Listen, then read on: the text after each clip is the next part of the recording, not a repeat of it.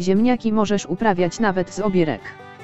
Tak uprawiał je mój dziadek po II wojnie światowej z powodu biedy. Pozwalało to zaoszczędzić.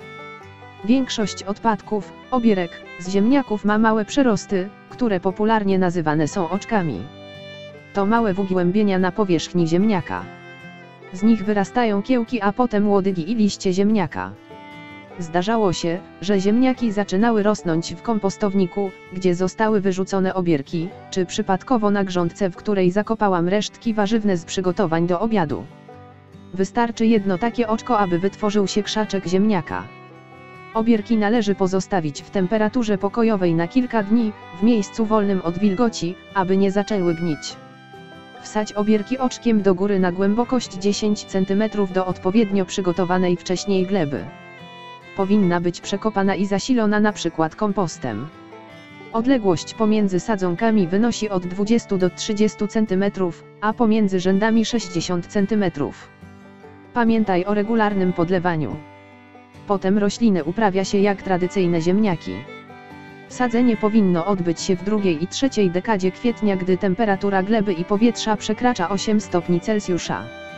Młode siewki są wrażliwe nawet na niewielkie przymrozki, zamierają już przy -2 stopniach Celsjusza, a gdy zostaną uszkodzone przez mróz, opóźnia się zbiór. By rośliny tworzyły dorodne bulwy, warto uprawiać je na długich kopcach, zwanych redlinami. Usypuje się je na wysokość około 30 cm od 2 do 3 tygodni po posadzeniu. Trzeba także co jakiś czas je poprawiać i odchwaszczać. Ziemniaki zaleca się uprawiać w drugim roku lub pierwszym roku po oborniku. Potrzebują też nawożenia.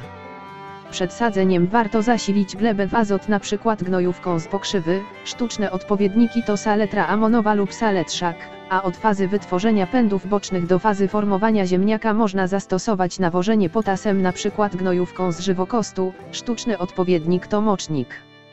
Można też stosować nawozy humusowe. Ziemniaki w czasie susz powinno się podlewać i zapewnić odpowiednią wilgotność gleby. Zapobiegawczo można zastosować opryski przeciw chorobom i szkodnikom ziemniaka, np. z wody utlenionej lub sady oczyszczonej, ponieważ ziemniaki często już w bulwie zawierają patogeny. Okres wegetacji ziemniaka trwa zwykle od 3 do około 4 miesięcy. Młode ziemniaki można zebrać już pod koniec czerwca, około 90 dni od posadzenia. Jest to zwykle wtedy, gdy części zielone zaczynają kwitnąć. Można wtedy ostrożnie podebrać większe bulwy. Resztę pozostawiamy w gruncie jak najdłużej na plon główny.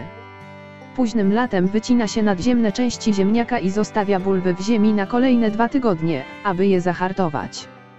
Zależnie od odmiany ziemniaka zbiory przypadają w terminie od połowy sierpnia do końca września.